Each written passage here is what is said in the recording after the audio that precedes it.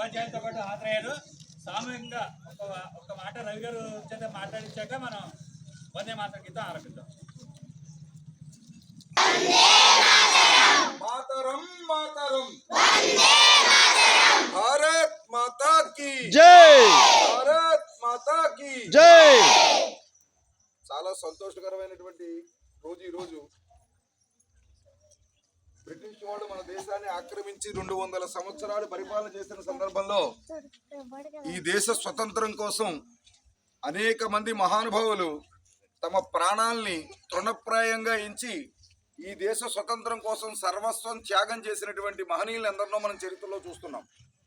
అనేక మంది ఉరికంబాలు ఎక్కారు ఈ దేశ స్వతంత్రం కోసం. అనేక మంది బ్రిటిషు తుపాకీ తోటాలకు బలైపోయారు. అనేక మంది కరకు లాఠీ దెబ్బలకి దేహాన్ని ప్రాణాన్ని వదిలేశారు. ఇలా అనేక మంది తమ శరీరాన్ని తమ ప్రాణాన్ని త్యాగం చేస్తే, బలిదానం చేస్తే ఈవేళ మనం స్వతంత్ర భారతంలో మనం జీవించగలుగుతున్నాం. అయితే దేశ స్వతంత్రము అనేది ఒక ఘట్టం అయితే, వందే మాతరము అన్నది భారతదేశాన్ని స్వతంత్రం వైపుకు నడిపించడంలో ప్రధానమైన భూమిక పోషించింది. ఈరోజు మనందరం కూడా యావత్ భారతదేశంలోనూ కూడా, ఇంకా చెప్పాలంటే ప్రపంచంలో ఏ దేశంలో భారతీయులున్నా అందరూ ఈరోజు 10 గంటలకి సామూహికంగా వందే మాతర గీతాలాపన చేస్తున్నారు. కారణం ఏమిటి అంటే 150 సంవత్సరాలు అయింది వందే మాతరాన్ని పాడి ప్రజల ముందుకి బంకిం చంద్ర చటర్జీ తీసుకుని వచ్చి. ఈయన ఈ కార్తీక శుద్ధ నవమి రోజుని అంటే 1865లో నవంబర్ 7వ తారీఖున ఈ కార్యక్రమాన్ని సమాజం ముందు ఆవిష్కరించారు ఆయన. కానీ ఇక్కడ ఒక విషయం మనం గుర్తుంచుకోవాలి. ఎవరి బంకిం చంద్ర చటర్జీ?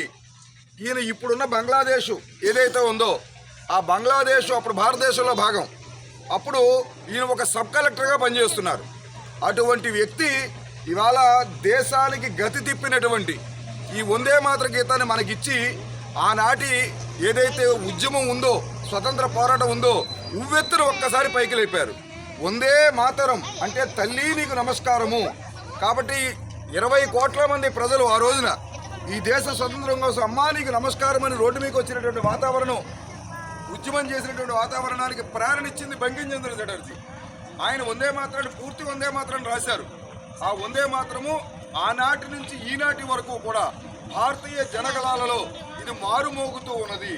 కాబట్టి ఉరికంబాలు ఎక్కేవాళ్ళు వందే మాతరం అంటూ తమ ప్రాణాలు వదిలేశారు. మన ఈ సీమని ఉద్యమాన్ని ముందుకు నడిపినటువంటి మహనీయుడు స్వతంత్ర సమరయోధుడు అల్లూరి సీతారామరాజు గుండెల మీద కాల్చుకోమని చెప్పి గుండెలు చూపిస్తూ రోదరపడి గుండెల మీద తుపాకీ పెట్టి కాలుస్తుంటే ఆయన ప్రాణం వదిలేసే సమయంలో ఆయన మాట్లాడిన మాట కూడా వందే మాతరం. బంకిం చంద్ర చటర్జీ ఇచ్చినటువంటి ఆ స్ఫూర్తి దేశ స్వతంత్రంలో ఇంతటి మలుపు తిప్పింది. భగత్ సింగ్, రాజగురు, సుఖదేవు ఒకేసారి ఒకే వేదిక మీద ఉరి తీయబడుతుంటే బ్రిటిష్ వాళ్ళ చేతుల్లో ముగ్గురు కంట్రల నుంచి వచ్చినటువంటి మాట ఏమిటి అంటే వందే మాతరం. కాబట్టి అటువంటి వందే మాతర గీతం భారతదేశానికి ఒక రకంగా స్వతంత్రం తీసుకురావడానికి ప్రధాన భూమిక పోషించింది. వర్ణాలు, వర్గాలు, ప్రాంతాలు, భాషలు, ఏ విధమైన ఆరాధన విధానాలు అన్నిటికీ అతీతంగా అందరము భరతమాత సంతానము. ఈ భరతమాతని దాస్య శృంఖలాల నుంచి విముక్తి చేస్తేనే మన జీవితానికి సార్థకత ఉంటుంది అని అందరూ కూడా ముందు గురికించినటువంటి మహామంత్రం ఈ వందే మాతరం. అటువంటి వందే మాతరాన్ని బంకిం చంద్ర చటర్జీ పూర్తి వందే మాతరాన్ని ఏదైతే ఆయన రచించారో, మన దురదృష్టవశాత్తు 1923లో కాకినాడలో కాంగ్రెస్ సభలు జరుగుతున్నప్పుడు కొంతమంది ముస్లిం పెద్దలు ఆ వందే మాతరం చివరి చరణాల్లో ఒక దేవతని ప్రార్థిస్తున్నట్టు ఉంది కాబట్టి అది మేము పాడము అని చెప్పంటే దాన్ని పాడక్కర్లేదని నెహ్రూ గారు ఒక నిర్ణయం చేశారు. కాబట్టి అది చేసినప్పటికీ కూడా ప్రజల మానసాల్లో ఆయన రాసిన పూర్తి వందే మాత్రం అలాగే ఉన్నది.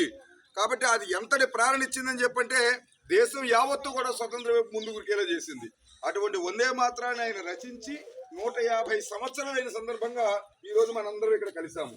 మనము మన పెద్దలు అందించినటువంటి త్యాగాన్ని, బలిదానాన్ని అనుభవిస్తున్నాం మనం.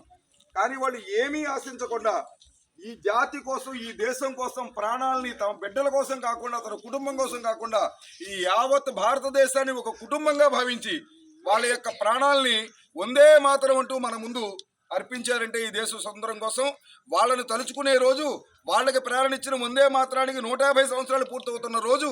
అటువంటి రోజున మనందరం కూడా భారతదేశం అంతా ఈవేళ మీరు సాయంత్రం టీవీ చూడండి, రేపు పేపర్లు చూడండి, భారతదేశంలో అన్ని రాష్ట్రాల్లో ఒకే సమయంలో ఇవాళ శాటిలైట్ నుంచి కనుక చిత్రాలు తీస్తే లక్షల కోట్ల మంది రోడ్ల మీదకి వచ్చి ఈవేళ వందే మాత్రం చదవబోతున్నారు.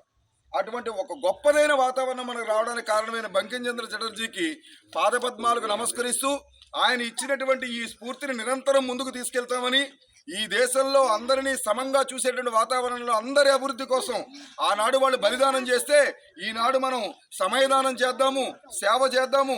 అటువంటి సేవలో భాగంగానే 50 సంవత్సరాల క్రితం ఇక్కడ గిరిజన వికాస కేంద్రం పాఠశాలను ప్రారంభించాం. కాబట్టి ఈ దేశానికి మనం పుట్టాం కాబట్టి ఏదైనా ఒక సేవ చేయాలి, భావితరాలు భవిష్యత్తు బంగారుమయంగా ఉండడం కోసం మనం ఏదైనా ఒక ప్రయత్నం చేయాలని ఆ రోజున ఋషులు లాంటి విశ్వ హిందూ పరిషత్ పెద్దల ఆలోచన మేరకు 50 సంవత్సరాల క్రితం ఈ పాఠశాల ప్రారంభించాం. ఇప్పటికే అరకొర వసతులతో ఉన్నది, 50 సంవత్సరాల క్రితం ఎటువంటి వసతులతో ఉన్నదో ఆలోచించాలి మనం. అంత మారుమూలకు వచ్చి ఎందుకు చెప్పారంటే వీళ్ళకి చదువు విలువ తెలియాలి, పిల్లల్లో నైతికత పెరగాలి, వీళ్ళు రేపొద్దున ఈ దేశానికి వాళ్ళు భావి భారత పౌరులు, వాళ్ళు నాయకులు కావాలి వీళ్ళు. కాబట్టి అటువంటి ఉన్నతమైన ప్రమాణాలతో పిల్లలు ఎదగాలి, విద్యతో ఎదగాలి, జ్ఞానంతో ఎదగాలి అని చెప్పి ఈ పాఠశాల ప్రారంభించాం.